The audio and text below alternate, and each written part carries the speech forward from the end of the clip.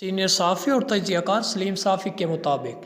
عمران خان نے اقتدار سنبھالا تو یہ ورد کرتے رہے کہ ملک معاشی طور پر ان کی توقع سے زیادہ تباہ ہے۔ شہباز شریف کی قیادت میں زرداری، مولانا خالد مقبول، اختر مینگر اور دیگر نے مل کر حکومت سنبھالی تو یہی دعائی دیتے رہے کہ ملک کو پی ٹی آئی نے جس طرح تباہ کر رکھا ہے وہ ان کے خدشات سے کئی گنا بڑھ کر ہے۔ وہ کہتے رہے کہ انہوں نے ریاست کی خاطر اپنی سیاست کی قربانی دی، لیکن اب نگران آ گئے تو وہ بھی یہی فریاد کر رہے ہیں کہ معیشت ہی نہیں بلکہ آوے کا آوا ہی بگڑا ہوا ہے،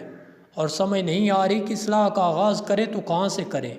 جرنیلوں اور سیاستدانوں کا تو ذکر ہوتا ہے، لیکن اس ملک کو ناقابل اصلاح بنانے میں بڑا کردار بیوروکریسی، عدلیہ اور مافیاز کا ہے، جن کا ذکر نہیں ہو رہا۔ تاہم یہاں پھر سوال یہ اٹھتا ہے، انصاف کو کس نے خراب کیا؟ تو جواب ملتا ہے، ان سیاسی رہنماؤں نے۔ یہ لوگ ہوشیار ہیں اور بدرجہ اتم ہوشیار ہیں، لیکن افسوس کہ ملک کے لیے نہیں بلکہ اپنے لیے۔ ذرا ملاحظہ کیجئے، پیپلز پارٹی نے سندھ میں اپنا جو سسٹم بنا رکھا ہے، کیا یہ معمولی اذہان کا کام ہے؟ سسٹم بنانے کی بجائے اگر وہ یہ صلاحیت اور قابلیت سندھ کی عوام کی بہتری کے لیے استعمال کرتے تو کیا آج سندھ جنت نہ ہوتا؟ جو بڑے سیدھے سادے اور پاک بنے پھرتے تھے، وہ عمران خان کتنے چالاک نکلے، کتنی لابیوں سے ملے ہوئے تھے، کس اعتماد کے ساتھ جھوٹ بولتے رہے، کس طرح جھوٹے بیانیے گھڑتے اور لوگوں کے اذہان میں بٹھاتے رہے، کس طرح اپنے ایک ایک موسن کو لتاڑا اور کس طرح ایک ایک مافیا کو نوازا، مگر بھی طاقتوں کی اس طرح خدمت کی کہ اپنے عوام کی نظروں میں اپنے آپ کو ان کا مخالف بنا کے رکھا۔ مسلم لیگ نون کی قیادت کو دیکھ لیجئے، 1.5 سال حکومت کی، اپنے کیسز ختم کر آئے، حکومت سے رخصت ہوتے ہوئے بیوروکریسی کو قابو میں رکھنے کے لیے نگراں سیٹ اپ اور بیوروکریسی میں اپنے بندے چھوڑے کہ وہ بعد میں ان کے مفادات کا تحفظ کرتے رہیں۔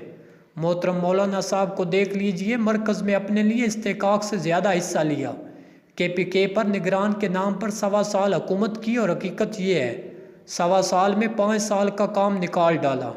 باہر بڑے انقلابی اور جمہوریت پسند بنے پھرتے تھے، لیکن اندر سے گزشتہ 4 سال سے یہ چاروں پارٹیوں کے درمیان اسٹیبلشمنٹ کا چہیتا بننے کا مقابلہ جاری رہا۔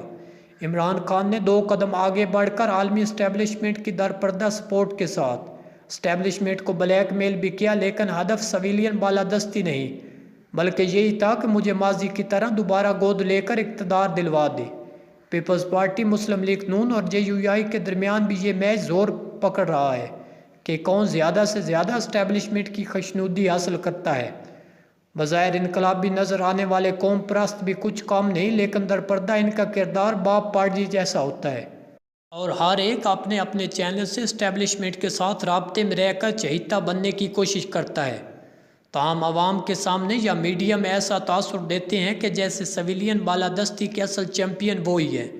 اس میں کوئی شک نہیں کہ اگر ذمہ داری کا تعین کیا جائے تو ملک کو معاشی اور معاشرتی حوالوں سے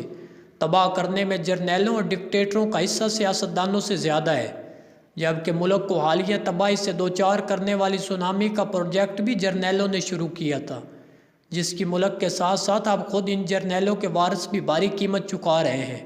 لیکن حقیقت یہ ہے، اس ملک کے سیاسی رہنما بھی رہنما کہلانے کے حقدار نہیں رہے۔ سب نے اپنی اپنی باری گزار دی اور اب عوام کو بھاری بجلی بلوں، مہنگائی، دہشت گردی اور نگراں حکومت کے سپرد کر کے ہر ایک اگلی مرتبہ اپنی باری کو یقینی بنانے میں لگ گیا ہے، بلکہ اگلی باری کی تیاری کے لیے چھٹیوں پر چلے گئے ہیں۔ ادھر بجلی کے اور مہنگائی کی وجہ سے عوام سڑکوں پر ہے، ادھر نگراں حکومت سر جوڑ کے بیٹھے ہیں کہ کرے تو کیا کرے، لیکن کسی سیاسی جماعت کے پاس ملک کو اقتصادی بحران سے نکالنے کے لیے کوئی منصوبہ عمل اور نہ اس کی فکر ہے۔ اس لیے آرمی چیف بڑے سیٹوں سے ملاقاتیں کر کے معیشت کو سنبھالا دینے کی کوشش کر رہے ہیں، حالانکہ یہی سیٹ ہر سیاسی اور فوجی حکمران کو اپنے دام میں لا کر اپنی معیشت کو مضبوط اور ملکی معیشت کو تباہ کرنے میں اپنا بھرپور کردار ادا کر چکے ہیں، اور اب بھی ہمہ وقت ہر حکمران اور بیوروکریٹ کو گمراہ کرنے اور کرپٹ بنانے میں مگن رہتے ہیں۔ کل کسی نے پوچھا کہ ملک نازک دور سے گزر رہا ہے، لیکن سیاسی قیادت کدھر ہے؟ میں نے جواب دیا کہ مولانا محترم 1.25 سال اقتدار کے مزے لوٹنے کے بعد خدا کا گھر دیکھنے گئے تھے، جبکہ ان کے بیٹے اور بھائی خدا کی شان دیکھنے انگلستان گئے تھے۔ میاں نواز شریف اور میاں شہباز شریف بھی ساکھ ڈار کو ساتھ لے کر انگلستان میں خدا کی شان دیکھ رہے ہیں۔ زرداری صاحب اللہ کے گھر اور اللہ کی شان کے درمیان دبئی میں بیٹھے ہیں، اور سندھ میں قائم اپنے سسٹم کو بچانے کے لیے سرگرداں ہیں، جبکہ عمران خان اٹک جیل میں اللہ اللہ کر رہے ہیں۔ قوم پرست جماعتیں بڑی جماعتوں کے ذریعے مستقبل کے سیاسی نقشے میں اپنے آپ کو کسی کونے میں فٹ کرنے کے لیے درپردہ رابطے کر رہی ہیں۔ سرداست صرف سعد رضوی اور سراج الحق سیاست کر رہے ہیں، رہے غریب عوام اور ملک تو وہ اللہ، آرمی اور نگرانوں کے سپرد ہے۔ سینئر صحافیوں جاوید چودھری، زیرو پوائنٹ، حامد میر، سلیم صافی، رؤف کلاسرا اور نصرت جاوید کے کالمز سننے کے لیے ہمارے چینل کو سبسکرائب کریں اور بیل آئیکن کو پریس کر دیں تاکہ ہر نئے آنے والے کالم کا نوٹیفیکیشن آپ تک بر وقت پہنچ سکے۔